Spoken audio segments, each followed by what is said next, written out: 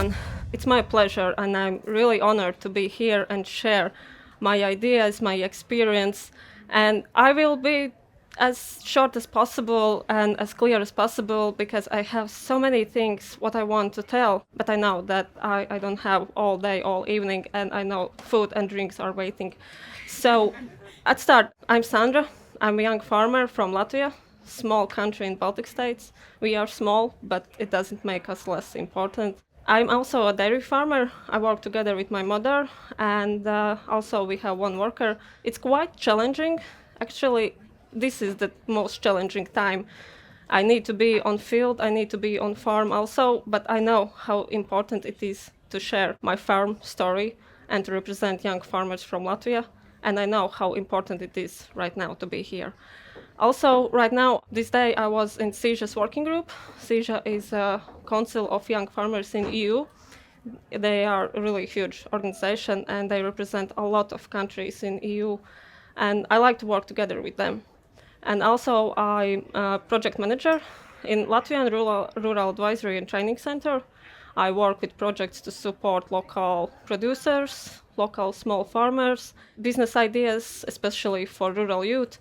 So also, as mentioned, I'm chairwoman of Latvian Young Farmers Club. I do different things, and it makes my mind and my vision more wider.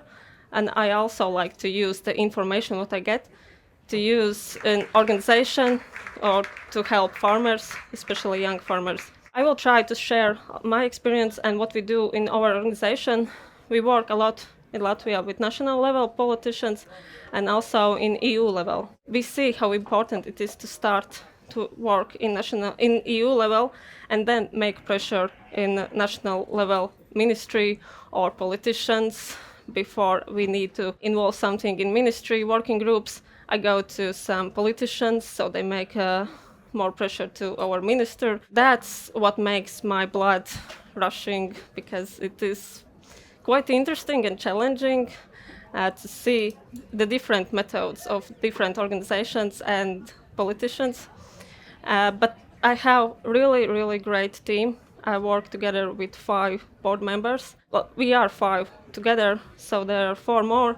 And we are from different regions of Latvia with different farming backgrounds, with different experiences. But we all are young farmers with huge ambitions. And I think what I always want to say that we are as an example to others that we can respect each other, we can work together, even if someone is organic farmer, I'm a dairy farmer, someone is crop farmer, arable farmer, whatever.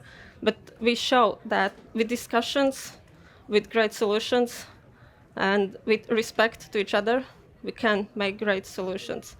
And a lot of people in ministry actually listen to young farmers when it's needed, when they want to show that they listen to us. What else we do in our organization? We show practical experience to farmer, from farmer to farmer, practical experience exchanges. And we ask also politicians to come to farms to show what's going on in reality. What else is really important for youth and young farmers to work on mental health in farming industry, to help them solve situations when family is in conflict because farming is business.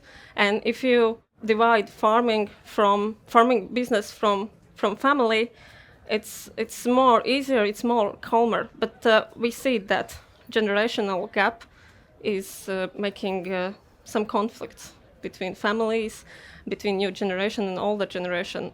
So I will continue to talk about generational renewal. Did you know that only 12% of farmers in EU are young farmers?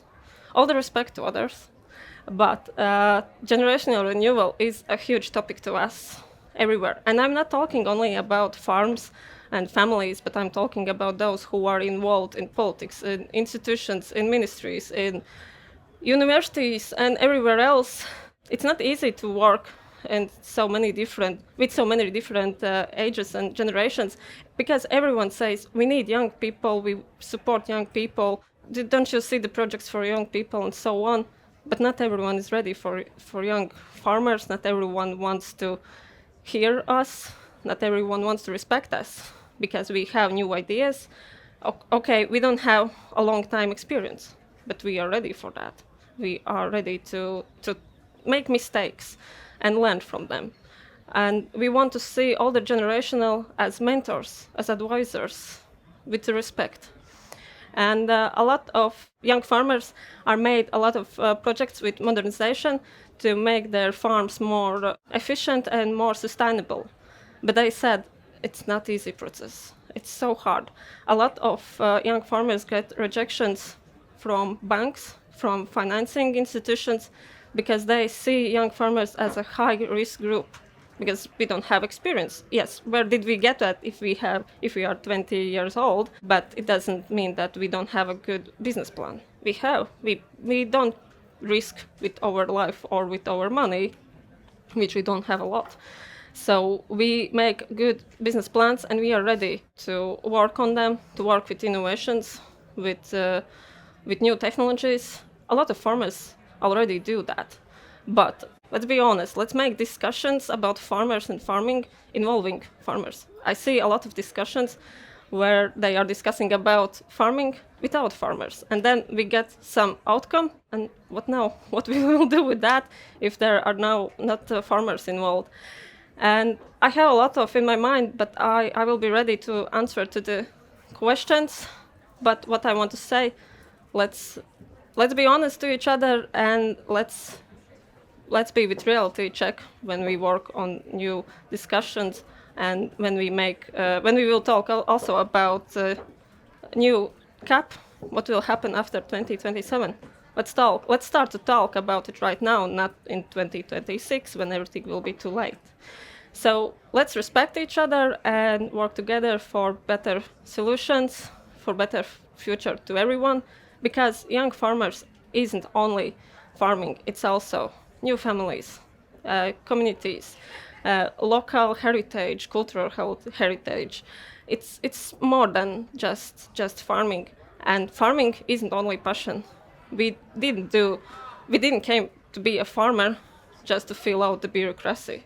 We want to farm, and let's respect that. Thank you very much. I'm ready for questions.